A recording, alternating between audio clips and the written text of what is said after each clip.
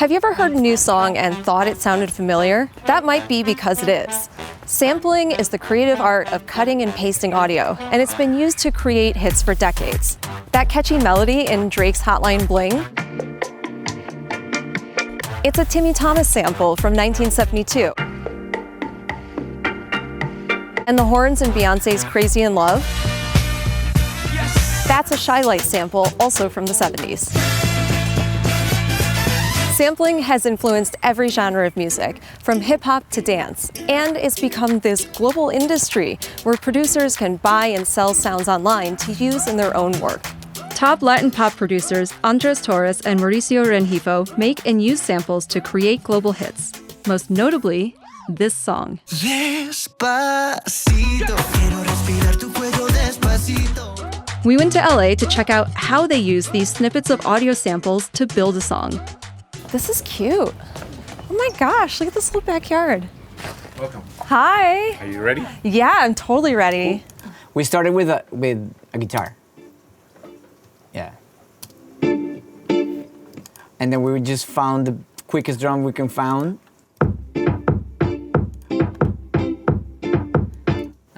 We record, I don't know, some bass.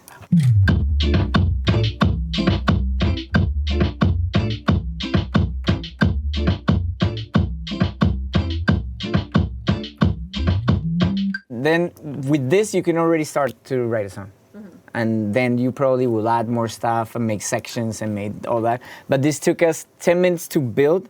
Now we need to do the real thing, that is write a song. Mm-hmm. And then produce it. Yeah, no big deal. Sampling started with people cutting up existing recordings to take bits like a melody or a single drum beat and use them in a new song. That still happens, but now musicians also create sounds specifically as samples. They can be purchased on online marketplaces like Splice or Sounds.com. And for a subscription fee, you can use any of their sounds. So this is Splice? Yeah, it's like a bank of samples, and it's much more than that nowadays. It has a lot of things that we can play with, but we mainly use it as a source to get samples. So a lot of producers and really famous people that has great sounds and a lot of character on their productions put their samples there and they share them. So you can download them in your song. Andrés and Mauricio have released their own pack of samples. That's the snare, and this is the kick. Oh, that's nice. That's like a feel. Ooh, that's a nice tail end on that. Yeah. Are there any sounds from Despacito in your sample pack? There are. So, probably, yeah. like a lot of percussion that we have used that are real people that we recorded. For example, the guira. Yeah, that's there. The 100%, yeah. That snare. That's nice. Yeah. Si te pido un beso, vendámelo. Yo sé que estás pensándolo. Llevo tiempo intentándolo. Mami, esto es dando y dándolo. Sabe que tu corazón conmigo te hace. All right, so what project are we looking at now? This is Runaway by Sebastian Yatra, Jonas Brothers, Daddy Yankee, and Nati Natasha. Whew, it's a lot of people. Yeah. So basically, the track is half vocals, half instruments. Because there's a lot of artists. So what part of the song uses a sample? All the drums are sampled, every drum in this song. The kick is even on our sample pack. Actually, the snare too. Like this is on our sample pack, and this is many sounds together. These marketplaces let other musicians buy sounds from Despacito, Runaway, and other hit songs legally and for pennies. Having one central place with really powerful search that lets you kind of dive in from a lot of different vectors, right? You can come in and just browse what's new. You can search, see what's hot in the charts, or do an exact search for I need a flute in the key of B right now, you know? And like what we watched was it just really evolve the way people think about creation and songwriting.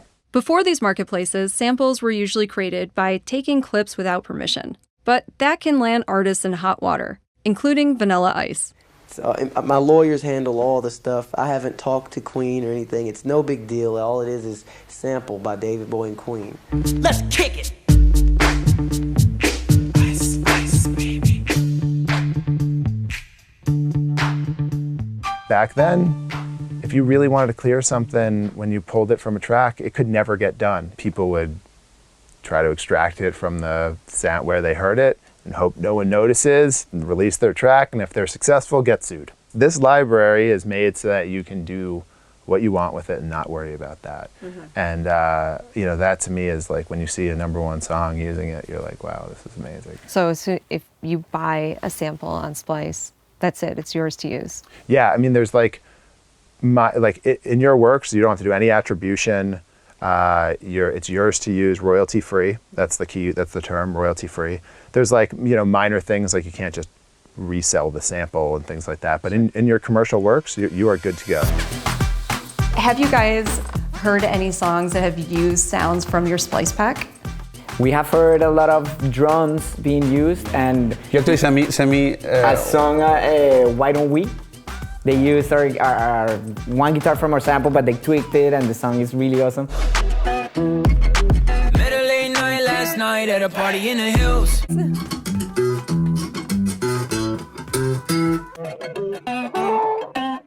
I totally recognize it. Yeah. Yeah. So we're proud. We feel super cool about it. Yeah, you can sit down with your guitar and start thinking about chords and all that, or you can download something and you don't even know what chords are they.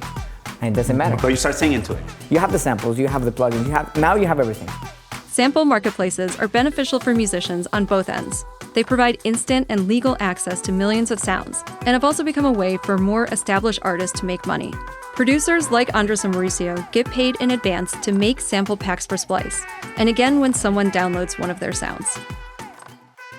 We're at this era where software is the primary instrument, and also because of all of the progress in distribution, you know, you can actually get heard. You can actually make a living more. You don't need a huge record deal to break it or get enough money to go into a studio.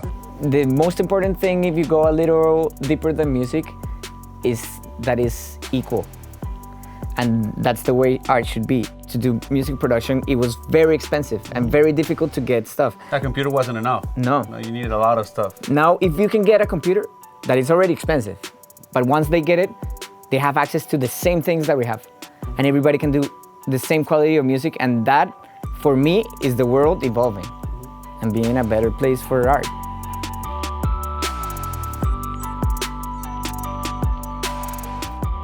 Hey all, I hope you enjoyed the video. It was brought to you by Aloft Hotels, different by design. Thanks for watching. Got it. Good clap sound.